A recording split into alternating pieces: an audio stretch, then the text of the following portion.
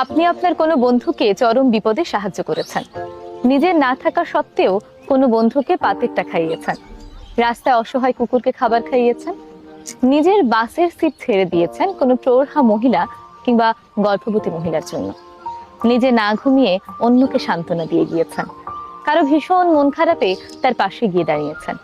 বিশ্বাস করুন, তারা অনেক সময় এই জিনিসগুলো ভুলে গেলেও সৃষ্টিকর্তা কখনো ভুলে যায় না। প্রকৃতি সব কিছু জমা রাখে।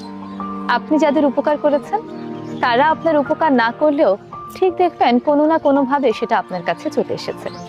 আপনি চরম বিপদে, কোনো আশাই দেখছেন না, হঠাৎ করেই দেখবেন জাদুকরী উপায়ে কোনো মানুষ বা সাহায্য আপনার কাছে চলে এসেছে। কারণ প্রকৃতি তার কাছে জমা কোনো ঋণ শোধ করতে দ্বিধা করে না, ঠিক সময় মতো সেই ঋণ শোধ করে দেয়। প্রকৃতি আমাদের ভালো কাজগুলো যেমন মনে রাখে, তেমনি খারাপ কাজগুলো বরাবর মনে রাখে। আপনি কারোর সঙ্গে খারাপ করলেন আর ভাবছেন সেটা আপনি পার পেয়ে যাবেন, ব্যাপারটা এমন নয়। আপনি পার পাবেন না। কোনো না কোনো ভাবে সেই খারাপ কাজটা আপনার কাছে ঠিক ফিরে আসবে। আসলে আমরা যখন ভালোবাসা দিই তখন এই প্রকৃতিতে আমাদের কাছে ভালোবাসাটাই কোনো না কোনো ভাবে ফিরে আসে, অন্যভাবে, অন্য আলো। আমরা যখন ঘৃণা দেই তেমনি আমাদের কাছে ঘৃণাটাই ফিরে আসে, অন্য আলো। কারণ প্রকৃতি ঋণ কখনো জমা রাখে না।